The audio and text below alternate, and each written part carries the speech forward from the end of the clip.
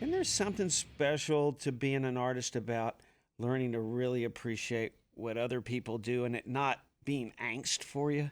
Does that make any sense? It's interesting, the place we're at in our lives right now. You know, we've got a platform. We've done this for a few years. We've actually got a song on our record called Keeping Score that we had Kelly Clarkson come and sing on with us. It's, you know, the lyric is just that very thing. You know, everything is so quantifiable in what we do, especially with social media. And, you know, the record labels are talking about the numbers and the radio charts, and you're here in this position and this guy's got this.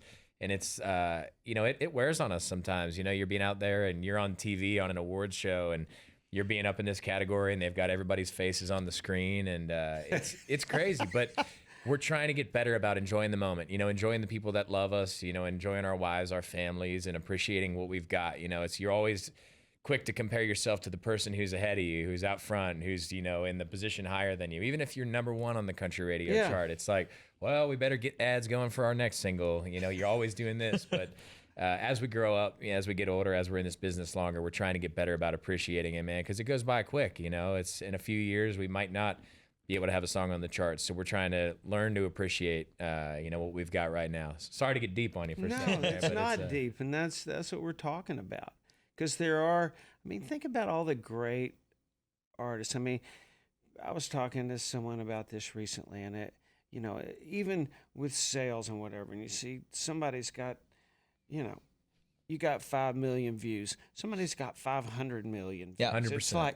It's like what's the difference there? You know, why do they love you so much? I'm like, but then I go, how many views does James Taylor have? Or, you know, or Bruce Springsteen? Yeah. I mean, these are great artists, and we all do as big or smaller, as not as big as Garth or whatever, you know.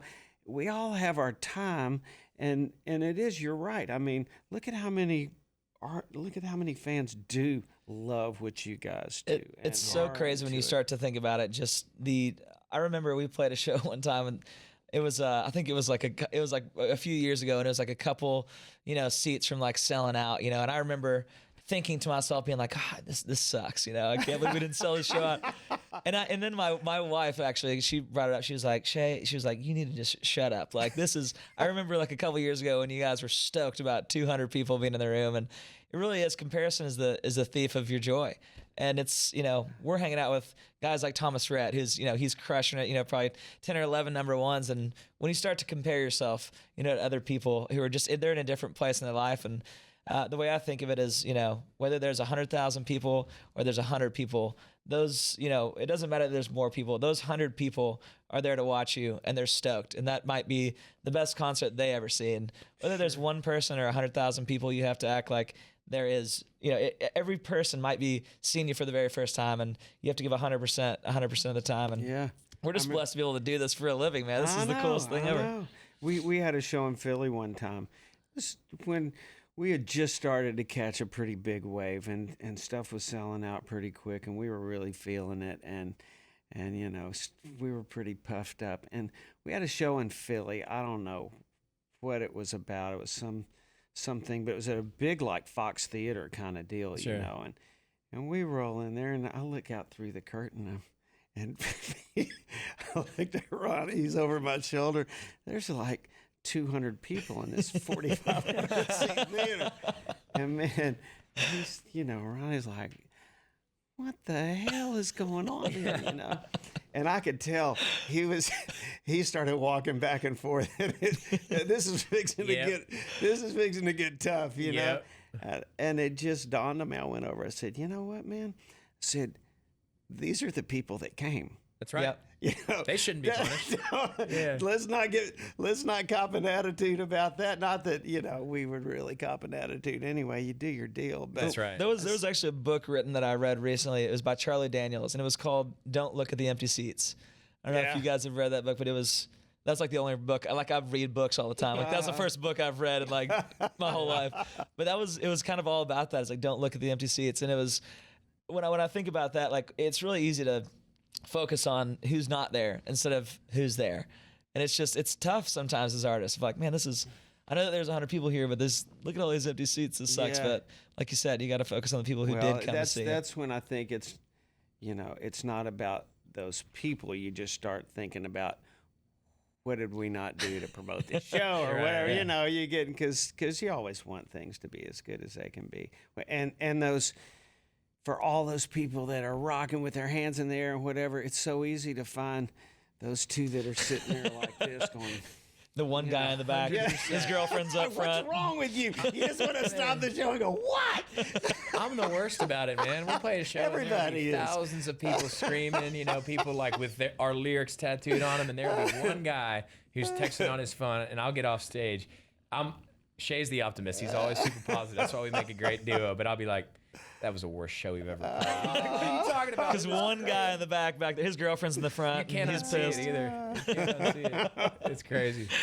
Well, what about family life? Has that changed the way you guys are touring or anything? Or you got a kid now? Yeah, man, it's you know, having a kid, obviously, you know, it changes, you know, your whole perspective on everything. But it's been really, you know, the place that we're at now, it's not as terrible as it was, you know, touring 250 shows. And I say terrible, it was awesome, you know, we get to tour, but it's very grueling when you have a family, you know, to tour 250 shows a year is insane, you know. So we don't have to do that as much. We're doing more of the weekend warrior stuff. So to be able to do that and be home with the family a little bit more is it's a little bit easier now. It's but a good thing. It's hard. It's hard to leave them. So, you know, are you still you're doing the dog thing, and that's gonna do it for you for a while? Yeah, it's holding us over for a minute. We just got our third dog, man. All the dogs sleep in the bed too, so I look forward to getting out on the road and sleeping in the bunk. I've got a little more room. It's funny. No, it's great, man. We both got married last year, and it's changed our worlds. It's been incredible, and it's gave us some new songwriting inspiration as well for this new record. So good. Fired up, man. That's good. Yeah, I mean. What kind of dogs do you have? Got 3 rescues. We're not even totally sure what they are. We've got one that's like a kind of a whippet pit bull mix. We call her a Nashville brown dog. Just whippet pit bull. Yeah, very fast, but she'll get. It was a wild Got night. a big head, runs like Exactly. We've got a blue heeler rat terrier mix who thinks he owns the house. He's appropriately named Chief. My wife's from Kansas City, and Chief by Eric Church. I think y'all need some DNA testing. These breeds that you're calling out don't really fit together. That was a crazy night there. How did a pit bull catch a whippet anyway? Exactly, sure? man. Exactly. That's what people say about us and our wives. It's wild. Yeah. Why are those guys with them? Yeah, it's cool, man. Animal rescue is super close to our hearts, and it takes up a lot of our time. It can be emotional. It can be tough sometimes, but to help an animal find its forever home is a cool thing to do, and that's great. Having a platform with music and what we get to do now, and having super passionate fans who help out too. It's cool, when there's a fundraiser and fans gear up and get behind it. It's cool to be able to do something good with what we've been given and what we've been blessed with. You guys generally keep things pretty up and popping. I mean, your music as a rule, I mean, I think of just kind of your body of work is kind of hammering home. Tequila, was that a kind of a concentrated effort to let's throw things in the trench here a little bit and pull it on down? Yeah, that song was country music is all about the story. It's all about the lyric, and that song started. Everyone knows tequila's our drink of choice. We should I see some over there on the counter. Maybe have a little taste. And we were in the room with our buddy Jordan Reynolds, who's I think he's about to be a breakout songwriter. He's killing it, super talented, great singer, great musician, great lyricist. And Nicole Gallion, who's obviously having great success right now, writing some great songs. We were in the room with them, and Jordan was like, man, we should write a song called Tequila. You guys seem to drink it a lot. Let's do it. And inherently, when you hear that title, you think of something up-tempo, something, fun, dancey, and rocking. And we were like, let's spin it. Let's do a heartbreak, nostalgic kind of thing. And we wrote it just piano and vocal. And the song's all about a story, and it originally wasn't intended to be, the big, dramatic drop chorus and the whole big production. But that's sort of how we elevated it in the studio. But still, it tells a story, and that's what country music fans, country music listeners connect with. And we've seen it at our shows, and we see it on social media. Social media is a crazy thing because you get the instant gratification, for better or for worse. You can see if someone loves a song, you can also see if they don't like it. But immediately when we put that out, we saw the fans resonating with the lyrics, and something we're continuing to do, man. It's hard. It gets harder to write songs as you've got more albums out and you've had a little bit more success. It's like, well, how do we top what we've already done? And we're working hard to do it, and it's not easy in the songwriting room every day, but you try to push it because, you know, our fans deserve it, Country 80 deserves it, and we're doing the best we can, and we're proud of the stuff we got on this record. It is. People ask about, you know, co-writing in Nashville and whatever. I don't know. I got 2,000 or 3,000 songs demoed at Sony, you know, in my catalog. But it's, and you're right. It's not just, you know, trying to top yourself. It's like, God, what haven't I said already? Yeah. You know, it's just gets more exhausing all the time to look at crazy, that. To look at that There's white only computer so many words in the screen English dictionary. Oh, it's like.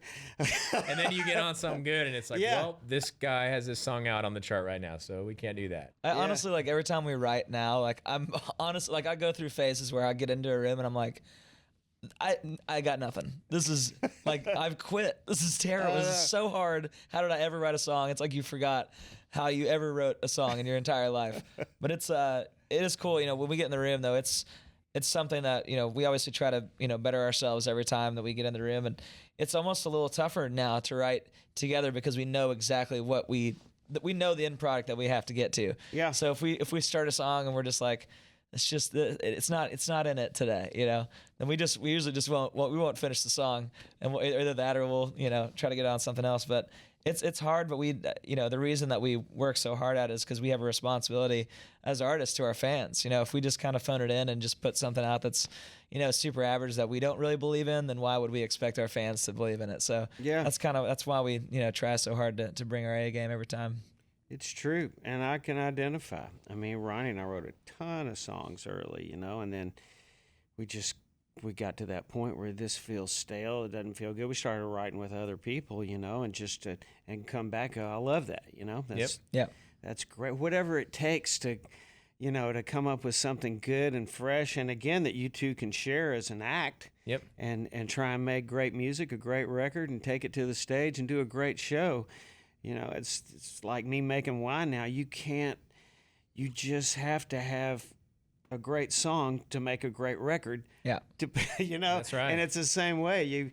If we can't grow Cabernet in Tennessee, we'll go to California and get it, you know. Amen. But you got to start, then we make the wine, and we bottle the wine, and we sell the wine, and we party with it, you know. Yeah, but that's right. You got to start with the right thing, and I think it's really healthy, again, as a musical partnership, you know, to be able to look each other in the eye and go, we just got to have a hit. Yep. You know, it's important, man. It's just that simple. Yeah. And, you know, and then, hell, we swung back around and wrote Red Dirt Road and some other stuff too, you know. It's still covered in our live show. Yeah, thanks for that, by the way. Don't look on YouTube. Thanks, You don't see that? Yeah, don't look that up. We didn't quite do as good as you guys did. He's got a pretty good Ronnie. I remember trying to do an impression of Ronnie. Yeah, it wasn't good. It was not good. What's the difference in touring with Blake Shelton and touring with Rascal Flatts? Oh man, You guys are all trouble. Yeah, we just don't like Blake, so that's probably a big. We like the Flats guys. Man, it's so much fun.